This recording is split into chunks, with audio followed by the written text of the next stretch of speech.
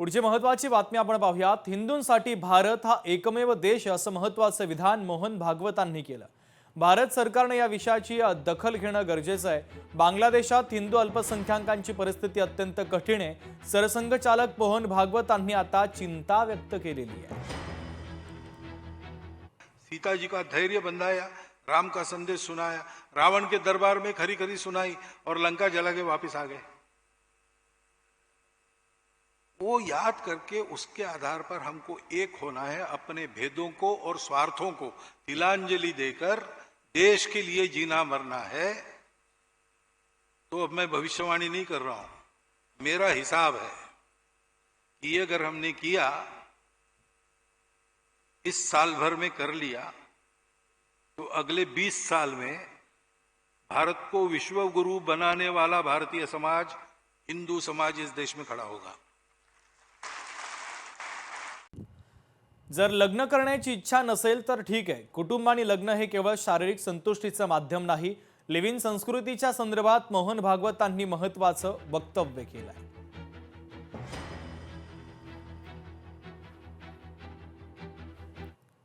एक live in relationship वाली बात है। देखिए, आप जिम्मेवारी लेने को तैयार नहीं हो, ये ठीक नहीं। कुटुंब जो बनता है, मैरिज जो होता है, वो कोई फिजिकल सेटिस्फैक्शन का जरिया नहीं है, वो समाज की इकाई है। समाज में कैसे रहना व्यक्ति ने, उसका ट्रेनिंग परिवार में होता है। संस्कृति की परंपरा के संस्कार पीढ़ी दर पीढ़ी उसमें से आते। हमारे यहाँ तो इकोनॉमिक एक्टिविटी का केंद्र भी फैमिली है। Cultural unit, economic unit, social unit सब फैमिली है। तो अपने देश को, अपने समाज को, अपने धर्म परंपरा को बनाए रखने का वो जरिया है।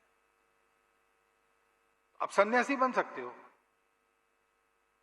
नहीं विवाह मत करो, कोई बात नहीं, स्वतंत्र है। हम सन्यासी बन सकते, सन्यासी नहीं बन सकते, लेकिन वो भी नहीं करेंगे और ये दायित्व भी नहीं लेंगे, तो फिर कैसे होगा।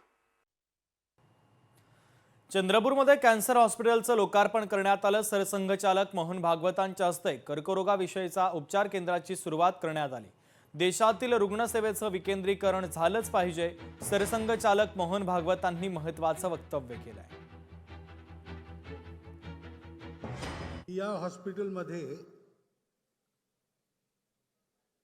बाहेर काम करणारे चंद्रपूरचे जे डॉक्टर होते ते इथे आले आणि त्यांना आनंद झाला की आपल्या गावात आपल्याला काम करायला मिळालं।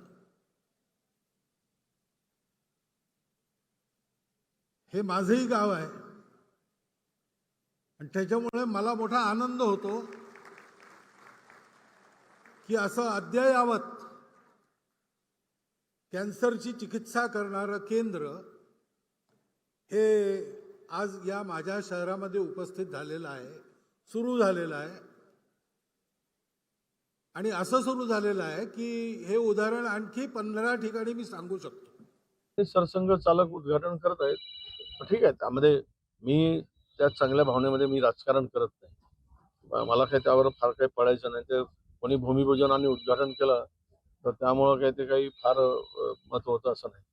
पण पक्षा आता एकूणच पाहिलं तर संघाला मला वाटतं की दिल्लीश्वर सत्ताधीश अजिबात मोजत नाहीत आणि त्याचीच